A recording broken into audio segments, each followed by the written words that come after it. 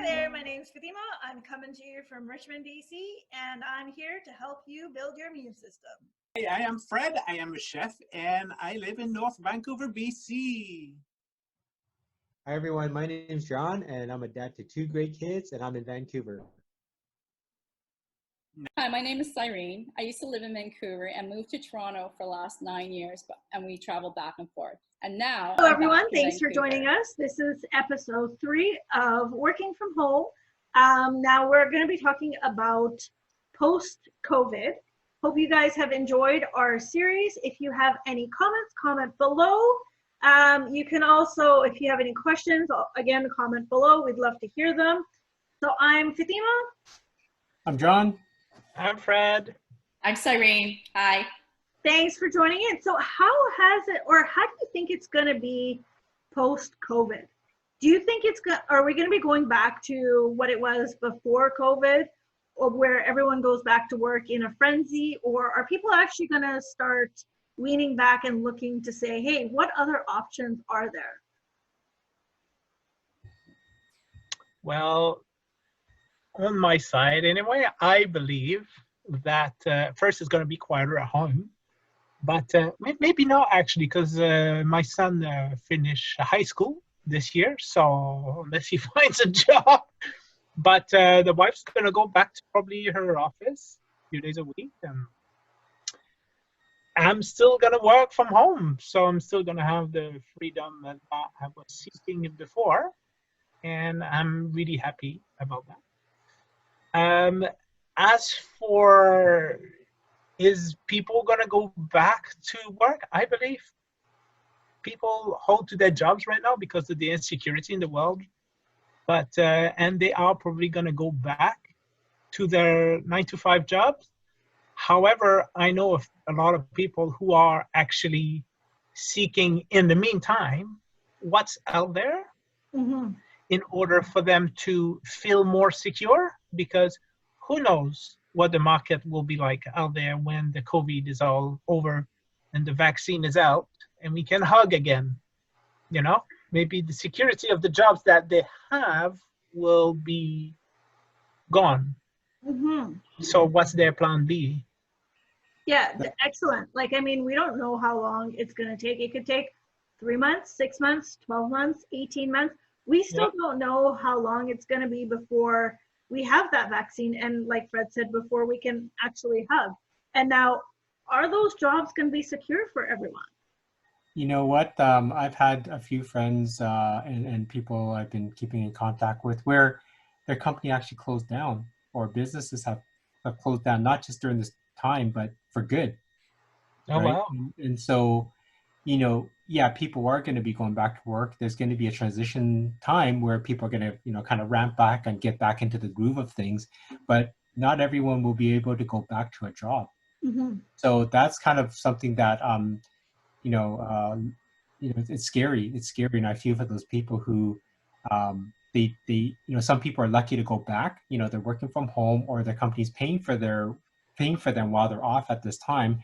But again, that's not going to last forever. And so things are going to go back, but I don't think it's going to be the same, because first of all, you're going to have businesses, and whether small or big, that may have downsized or gone out of business.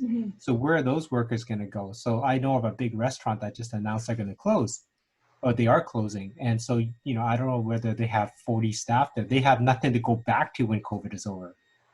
Right. So that's the scary thing. And in the restaurant business, it will take a long time for people to feel confident about going back to a restaurant and sitting down next to other people and being served by a waiter. Yeah. But you know, imagine, like, talking about having only limited type of seatings. Everything's still social distancing, and we don't even know what that's going to look like. Well, imagine the tourism industry. Like, who would want to go on a cruise right after, with the vaccine or not? I mean, I didn't want to go before. Yeah, but after. Whether the vaccine is, you know, whether you're pro-vaccine or not, we're not discussing that. But I mean, just to have your confidence of people to go back to, because it's going to be a transition. Like when even if the vaccine's announced, you're not going to have 100% of people going back to going cruising and going on vacation, flying. So that, you know, the airlines as well, you know, they laid off a lot of people, or they fired a lot of people. They had to let go a lot of people. And so those people are not going to be rehired back in the same amount of quantity. So they will rehire some, but how about the others that are not? What are they going to do, especially when they've done this for 20 years, but they're too early to retire? They're too old to find something that is competitive with people, but they're too young to retire. And right now, a lot of people are counting on our government to help. Mm-hmm. And the government, even yesterday or a few days ago, announced new measures to help people, to help businesses, to help. But this is not going to last forever. We cannot rely on our government to pay our bills and to put food on the table forever. Yeah. That's why it's good to look at other options. One thing I've noticed, like out of all of this, one thing that is for sure is healthcare. And because of our healthcare professionals, our heroes, that we have been able to get to where we are today. Mm-hmm. And I think they deserve a round of applause. Yeah, it's not 7 o'clock yet.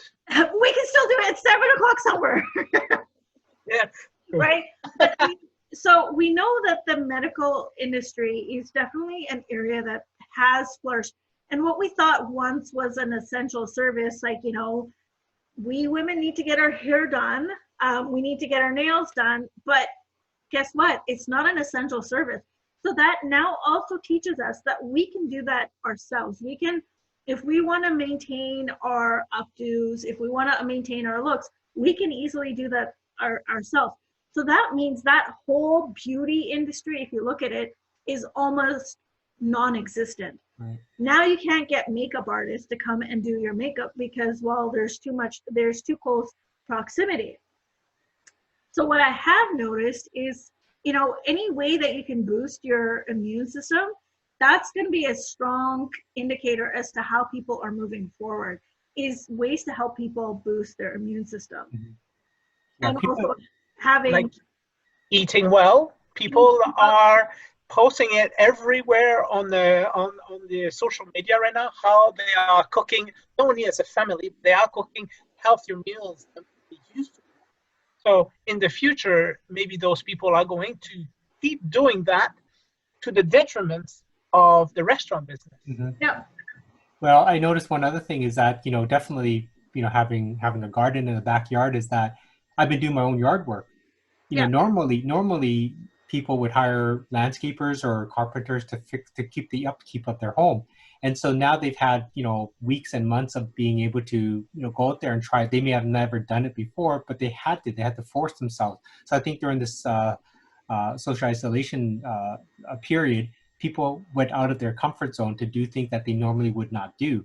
And so that, now they're going to almost say, why should I pay someone to mow my lawn? Because I can do it myself. It wasn't so hard in the first place. Yeah. So, you just taking something away from someone that needed it. And so now when people go back to work, there's not that much coming up in the first place. And now it's kind of one less, right? And I understand it's kind of hard because I love to go to restaurants to eat. I love to go and, do things, but you're taking away a little bit from what you normally did because you can find that you don't really need it. Yeah. That you can do it yourself. I want to grow my own herbs, because I don't want to be standing at a grocery store lineup still. Mm-hmm. And I would feel comfortable knowing what I put into the soil and everything else. Mm-hmm. There would be no GMOs. There would be no toxins or anything like that, or chemicals that would interfere with my health. And that's really important to me moving forward. And I feel like a lot of people have learned to maintain and even strengthen their immune system during this COVID-19. Yeah. And they are going to do exactly that, have their garden and grow their own vegetables, grow their own herbs. And yeah, they'll have better choices because they can be more aware of what they're buying as well. For sure, they're going to make smarter choices when they go out and purchase things. And it may even be, because we're limiting how many times we go out to buy things. I mean, that's going to be an effect too. People might cut down on the number of trips they go to Costco or a supermarket. So that's going to affect the store. For sure. And I know, like, for myself, like, I know, like, once this lockdown has been lifted, I don't want to be going out there right away with the masses because, you know, a lot of people have not been tested and a lot of people have not even, they're probably still carriers and they don't realize it, right? So until it's fully, completely under control, which will take at least a minimum 2 years before we see anything go back to normal, you know, we do have to look at other ways to have our new norm. Mm-hmm. So this may even continue to be your new norm. Yeah. It maybe. And it's like the hairdresser, right? I haven't had a haircut for a while. And normally never get them that long. A lot of people, and I've seen it on Facebook, a lot of people have their boyfriend or girlfriend cutting their hair or dyeing them. And maybe that's the way people will continue to do that. Right? Because you say quite a lot of money. Cut his hair just a couple of days ago. He just Did you? There you go.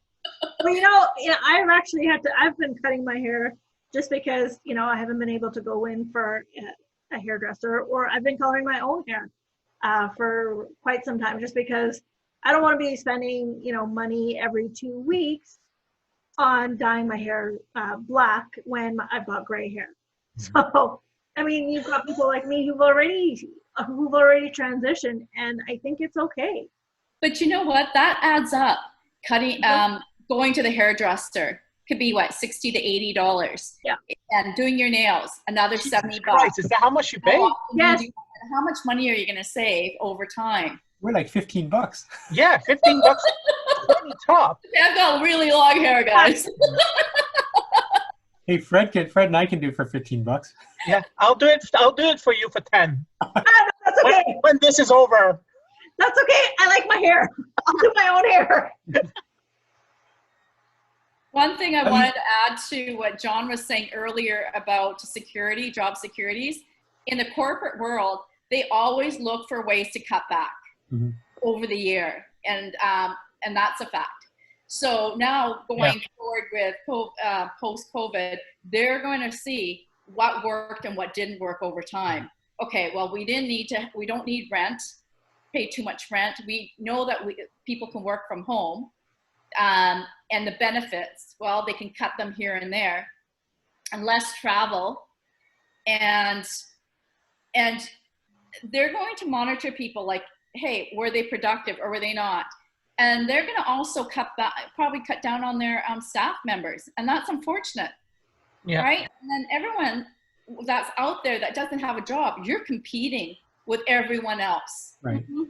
So unless you have experience or what makes you better than everyone else, you're in this competitive lifestyle again. That's stressful.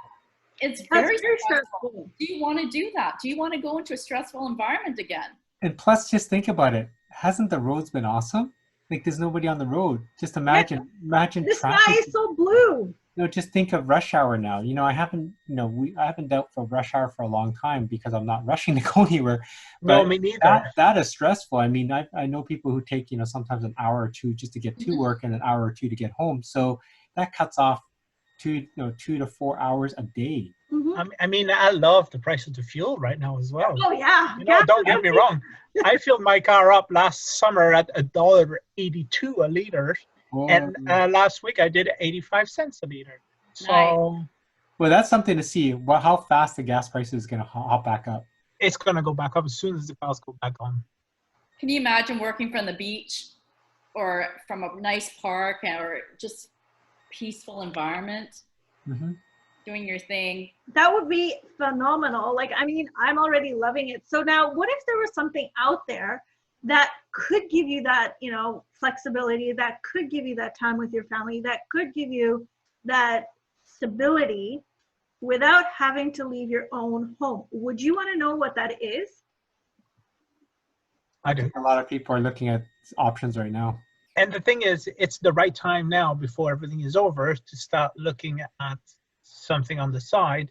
So you give yourself some time to learn, to build a small income in order to be in control and decide, hey, am I going back to a stressful job at the airport like you, Fatima, or am I working from home? Hell no.